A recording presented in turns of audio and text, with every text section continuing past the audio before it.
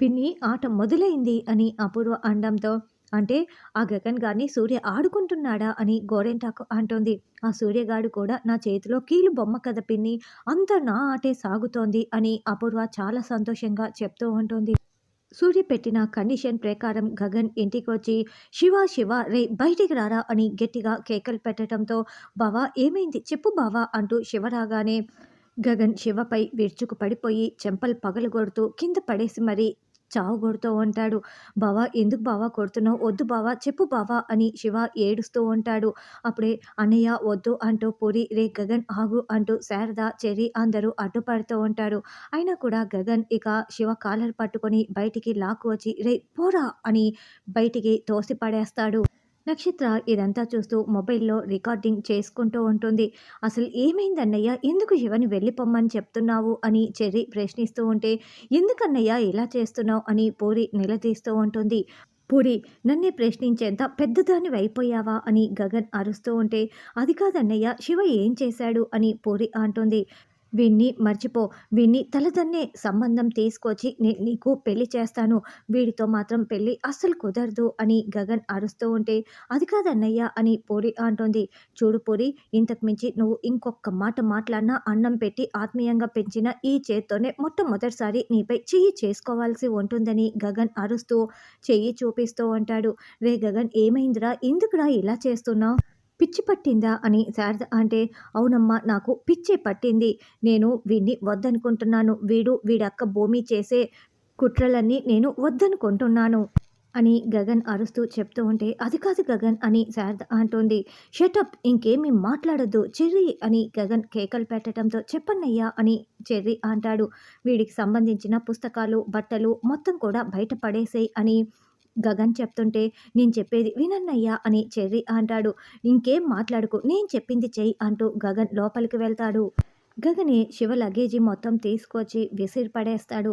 ఇంకా ఇక్కడే చూస్తూ నిలబడ్డావేంటి వెళ్ళరా అంటూ మళ్ళీ షర్టు కాలర్ పట్టుకొని తోసి పడేస్తూ ఉంటే, బావా బావా అసలు నేనేం తప్పు చేశానో నన్ను ఎందుకు పంపిస్తున్నావో చెప్పు బావా, నీ కాళ్ళు పట్టుకుంటాను బావా అని శివ కాళ్ళు పట్టుకొని మరీ వేడుకుంటూ ఏడుస్తూ ఉంటాడు. శివని ఇంట్లో నుంచి కొట్టి గెంటేయాలి అని సూర్య మాటల్ని గగన్ గుర్తు చేసుకుంటూ, నువ్వు అబద్ధం చెప్పి ఈ ఇంట్లోకి రావటమే నువ్వు చేసిన అతి పెద్ద తప్పు. మీ అక్కే అనుకుంటే నువ్వు కూడా అతి పెద్ద మోసం చేశావు. వెళ్ళరా వెళ్ళరా అని గగన్ అరుస్తూ వీడికి మన ఇంటికి ఇక ఎలాంటి సంబంధం లేదు అని తేల్చి చెప్పేస్తాడు. అమ్మ నువ్వైనా చెప్పు అని పూరి ఏడుస్తూ ఉంటుంది. బావా బావా అని శివ చాలా ఏడుస్తూ ఉంటాడు. ఇక గగన్ లోపలికి వచ్చి, నేను నీ పెళ్లి జరిపిస్తాను అని పూరికిచ్చిన మాటని గుర్తు చేసుకుంటూ, ఇంకోవైపు భూమిని గుర్తు చేసుకుంటూ చాలా ఏడుస్తూ ఉంటాడు. అమ్మ శివ వెళ్ళిపోతున్నాడమ్మా అని పూరి శారదని హగ్ చేసుకొని చాలా ఏడుస్తూ ఉంటే, శివ బ్యాగులు పట్టుకొని ఏడుస్తూ వెళ్ళిపోతూ ఉంటాడు. నక్షత్రం మాత్రం చాలా సంతోషంగా వీడియో రికార్డింగ్ చేసుకుంటూ ఉంటుంది. భూమిని కానిస్టేబుల్ చాలా కొడుతూ మళ్ళీ భూమిని తీసుకొచ్చి సార్ ఎంత కొట్టినా కూడా నిజం ఒప్పుకోవటం లేదని చెప్పటంతో, సరే నువ్వు వెళ్ళు అని సూర్య చెప్తాడు. ఏంటి నువ్వు ప్రాణానికి ప్రాణంగా ప్రేమిస్తున్న గగన్ మీద నీకు ఇంత ప్రేమేంటి? అది సరే కానీ నీ తమ్ముడు శివని ఆ గగన్ గాడు కాకుండా ఈ ఊర్లో ఆదరించే వాళ్ళు ఇంకెవరైనా ఉన్నారా అని సూర్య అడుగుతూ ఉంటే, మా గగన్ బావ ఉండగా వేరెవరు మా తమ్ముడిని ఆదరించాల్సిన అవసరమే లేదు అని భూమి చెప్తుంది. ఏమో నిన్ను వదిలించుకున్నట్లే ఆ గగన్ గాడు మీ తమ్ముడు శివని కూడా వదిలించుకుంటే, మా గగన్ బావని అలా తక్కువ చేసి మాట్లాడకండి సార్. ఒక్కసారి మా గగన్ బావ మాట ఇచ్చారంటే ప్రాణం పోయినా మాట తప్పడు. పూరికి శివకి పెళ్లి చేస్తానని వాళ్ళమ్మకి మా గగన్ బావ మాట ఇచ్చాడు. మా గగన్ బావ మాట తప్పేవాడు కాదు. మీరు తక్కువ చేసి మాట్లాడకండి అని భూమి చెప్తుంటే, ఓ అలాగా అయితే నిజం చెప్తాను చూడు. నువ్వు ప్రాణంగా ప్రేమిస్తున్న ఆ గగన్ గాడు మీ తమ్ముడు శివని కొట్టి కొట్టి మరీ ఇంట్లో నుంచి గెంటేశాడు అని సూర్య చెప్పగానే, లేదు నేను నమ్మనని భూమి అంటుంది. కొన్నిసార్లు మనము ప్రాణంగా ఇష్టపడుతున్న వాళ్ళు ఇలా చేశారంటే నమ్మలేకపోవచ్చు భూమి. కానీ కొన్నిసార్లు లాజికల్గా ఆలోచించాలి మేడంజీ. సరిగ్గా నిశ్చితార్థం రోజునే మాదక ద్రవ్యాలు ఎందుకు బయటపడ్డాయి? నిన్ను ఎందుకు అరెస్ట్ చేయాల్సి వచ్చింది? నిన్ను అరెస్ట్ చేయిస్తే ఇటు నీ అడ్డు తొలగించుకోవచ్చు, మీ తమ్ముడి అడ్డు తొలగించుకోవచ్చు, నిశ్చితార్థం ఆగిపోతుంది. అందుకే ఇలా చేశాడు అని సూర్య చెప్తుంటే, చూడండి మా బావ నన్ను మాదక ద్రవ్యాల కేసులో ఇరికించి నా అడ్డు తొలగించుకోవాలి అని అనుకొని ఉండొచ్చు. ఎందుకంటే నా పైన ద్వేషం ఉండొచ్చు. కానీ నా తమ్ముడిని ఇంట్లో నుంచి పంపించేశాడంటే నేను నమ్మను కాక నమ్మను అని భూమి చెప్తుంది. నమ్మవా? కళ్ళతో చూస్తే నమ్ముతావా? అని నక్షత్ర వీడియో రికార్డింగ్ చేసిన వీడియోని చూపిస్తూ ఉంటాడు. వీడొక్క భూమి కుట్రని నేను వదిలించుకోవాలనుకుంటున్నాను. నా కంటికి కనిపించకు అని గగన్ శివని కొడుతూ మాట్లాడిన మాటలు మొత్తం కూడా వీడియో రికార్డింగ్‌లో చూసి భూమి ఏడుస్తూ ఉంటుంది. ఇప్పటికైనా అర్థమైందా? నువ్వు ఒక కిరాతకుడిని ప్రేమించావు. ఇప్పటికైనా ఇదంతా చేసింది ఆ గగన్ గాడే అని చెప్పి నువ్వు మీ నాన్న దగ్గరికి వెళ్ళిపో అని సూర్య చెప్తుంటే, లేదు మా బావ ఇదంతా చేయడు అని ఇంకా అప్పటికి భూమి గగన్‌నే నమ్ముతూ వాదిస్తూ ఉంటుంది. ఒప్పుకోకపోతే నీ చావు నువ్వు చావు అంటూ సూర్య వెళ్ళిపోవటంతో గగన్ వీడియోలో మాట్లాడిన మాటల్ని భూమి పదే పదే గుర్తు చేసుకుంటూ కుప్పకూలి ఏడుస్తూ ఉంటుంది. ఇక గగన్ లోపల నిలబడి ఉంటే శారద చాలా కోపంగా చెంపలు పగలగొడుతూ ఎలా పడితే అలా వాయించేస్తూ ఉంటుంది.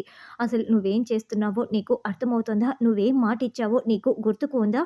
పూరికి శివకి పెళ్లి జరిపిస్తానని మాట ఇచ్చావు. నా కొడుకు శ్రీరామచంద్రుడు ఇచ్చిన మాట తప్పడు అని నేను అందరికీ గర్వంగా చెప్పుకునేదాన్ని. కానీ ఇప్పుడు అన్యాయంగా శివని కొట్టి బయటికి పంపించేశావు. నీకు శివ ఏం అన్యాయం చేశాడు? అసలు మేమేం అన్యాయం చేశాము? చెప్పరా చెప్పు అంటూ శారద గగన్ కాలర్ పట్టుకొని నిలదీస్తూ ఏడుస్తూ ఉంటుంది. పోనీ శివని నేను ప్రేమించటం ఇష్టం లేకపోతే, పెళ్లి చేసుకోవటం కూడా ఇష్టం లేకపోతే నాకు చెప్పాల్సింది కదన్నయ్య. నువ్వు ఏ సంబంధం చూసినా నేను తల వంచుకొని తాళి కట్టించుకునే దాన్ని కదా! నువ్వు గీసిన గీత నేను ఏనాడు దాటలేదు కదా అన్నయ్య. శివని నేనే మొట్టమొదట ఇష్టపడడం మొదలుపెట్టాను. అది తెలుసుకొని శివ నాకు ప్రపోజ్ చేశాడు.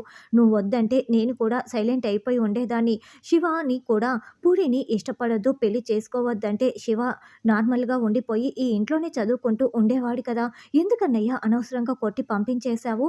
అని పూరి కుప్పకూలి ఏడుస్తూ ఉంటే, ఉలుకు పలుకు లేకుండా ఇలా మౌనంగా నిల్చొని ఉంటే ఏం అర్థం చేసుకోవాలి అని మళ్ళీ శారద గగన్ చెంప పగలగొడుతూ, మాట్లాడు. నువ్వు జైలుకు వెళ్ళాల్సింది భూమి తనపై నింద వేసుకొని జైలుకు వెళ్ళింది. ఆ భూమి తమ్ముడే శివ. శివని ఎందుకు కొట్టి పంపించేశావు? అసలు నీకు భూమి గుర్తుకు రాలేదా? చెప్పరా చెప్పు అంటూ శారద మళ్ళీ మళ్ళీ కొడుతూనే ఉంటుంది. అన్నయ్య, పెద్దమ్మ, పూరి నిన్ను ఎంత నిందించినా నువ్వు మౌనంగా ఉన్నావన్నయ్యా. నేను వాళ్ళలా నిన్ను నిందించనన్నయ్యా. నువ్వు భూమిని ఎంతలా ప్రేమిస్తున్నావో తెలుసుకున్న మొట్టమొదటి వ్యక్తిని నేనే అన్నయ్య. నేను నిన్ను అర్థం చేసుకున్నాను. ఇంత జరుగుతున్నా నువ్వు మౌనంగా ఉన్నావంటే దీని వెనుక బలమైన కారణం ఉంది. ఆ కారణం ఏంటో చెప్పన్నయ్యా చెప్పు. నేనైతే శివని నువ్వు కొట్టి పంపించటం ఏది కూడా నిజం కాదన్నయ్యా. ఆ కారణం ఏంటో చెప్పన్నయ్యా చెప్పు అని చెర్రీ నిలదీస్తూ ఉంటాడు. చెర్రీనే నా తమ్ముడు నా ప్రాణం అని చెప్తూ ఉంటావు కదా! అడుగుతున్నాడు కదరా చెప్పరా అని శారద నిలదీస్తూ ఉంటుంది. అయినా కూడా గగన్ ఒక్క మాట కూడా మాట్లాడకుండా పైకి వెళ్ళిపోయి ఇక గదిలోకి వెళ్ళి అక్కడ ఉన్న వస్తువులన్నీ విసిరికొడుతూ తలని గోడకేసి బాదుకుంటూ కుప్పకూలి చాలా చాలా ఏడుస్తూ ఉంటాడు. ఇంకోవైపు భూమి కూడా స్టేషన్‌లో కుప్పకూలి ఏడుస్తూ ఉంటుంది.